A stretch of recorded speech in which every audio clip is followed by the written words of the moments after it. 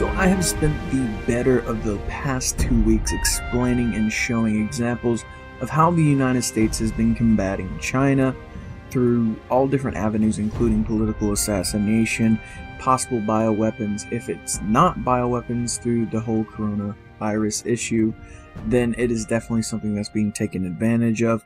We've had multiple viruses and epidemics inside China that have been crippling its economy in different ways and making China struggle in this quote-unquote trade war, which is basically a fight for the petrodollar, which is really the key to this entire situation.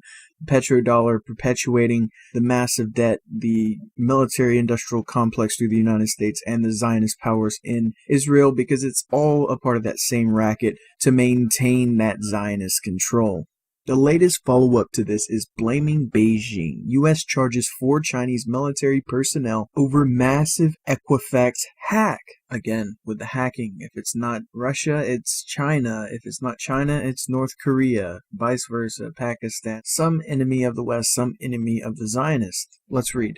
The U.S. Justice Department has pinned 2017's Equifax hack on 4 members of China's People's Liberation Army, indicating the quartet on charges related to the breach that exposed the data of 150 million Americans. Now, the fact that no evidence has been provided and just rhetoric that's spewed saying, oh, we can tell who hacked us because we can undo that connection, even though it is notoriously known how hard it is to actually pin down who is hacking, because the numerous amounts of proxies and different servers and techniques that can be used to hide who your true identity is when you're doing such an act, much less the possibility of hiring someone else to do that for you. It becomes near impossible to find the true perpetrator or the originator from said hack. But, as always, the United States always knows exactly who it is and instantly blames it on, coincidentally, their enemies at that said time. Now, they do go on to state, the charging document also admits that the Apache software vulnerability that allowed the hackers to access that data was discovered by the U.S. Computer Emergency Readiness Team 2 months before the first hacker allegedly breached the server, but Equifax failed to patch it. So 2 months prior to this said hack by Chinese generals, they could have possibly prevented any hack because they found their weakness, but instead they just left it completely wide open and vulnerable. Very interesting. But nonetheless, the United States is charging these generals conspiracy to commit computer fraud, conspiracy to commit economic espionage, and conspiracy to commit wire fraud. Now, despite the fact that good luck trying to implement anything against a foreign power's leaders, especially with no evidence, but how would you even enforce something like that against another country when we all know that's just not going to happen? Well, you could do something like political assassination, such as in Iraq, versus Iran's top general, Qasem Soleimani, which we've already talked about, the connections between that and China and the oil acquisition that is going down in that country right now, because they want to rebuild their country and move away from the United States, move out all United States assets, and align themselves with the East instead of the West. And we also talked about the timing of the coronavirus lining up perfectly with that and the whole trade war. It's all connected. And if they're willing to assassinate leading generals, where are they actually planning on stopping when it comes to this? Because we already know that the CIA is essentially another branch of the Mossad at this point, because they act as one in another. They basically just take turns doing the same plots that they're carrying out.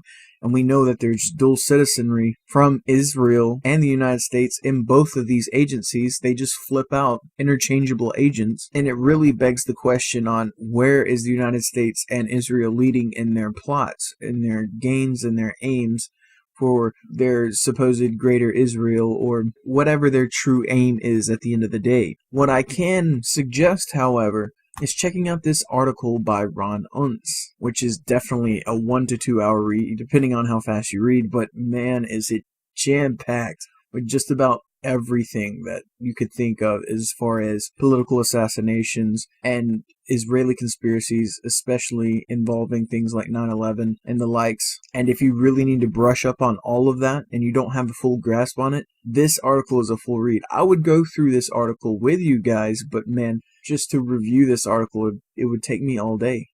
There's so much information jam-packed into this. It took me over an hour to read it myself. And there's a note on this to begin with inside the article itself that this is just things that are common knowledge for the most part. There are a few things that are mentioned in here, especially referencing different books from former Mossad agents themselves, things that are out there now and most people know, at least people that are looking into this subject.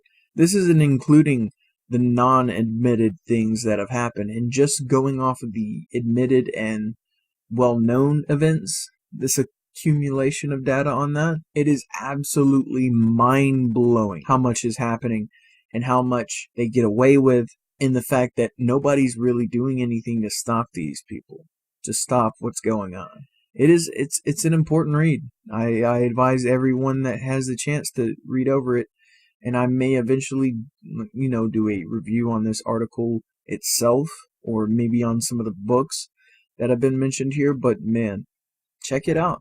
Now, that's going to be all for this one, and just like I ask everyone to do all the time, I'm always keeping my eyes open for different things to break down that propaganda so I can help people that aren't in the know actually see things for what it really is, because there is mountains and mountains of propaganda to cover up the mountains of evidence that these people all hide behind. If you appreciate the work that I do here and want to continue to see me grow, remember that YouTube and Google, these Zionist entities at this point, do not allow me to make anything from this work that I do, and it's up to people like you to support my operation. So if you do want to support that, consider sending $1 or $2 through the links in the description below. That's Patreon, PayPal, Bitcoin, and Litecoin, and I'll be sure to continue on this fight.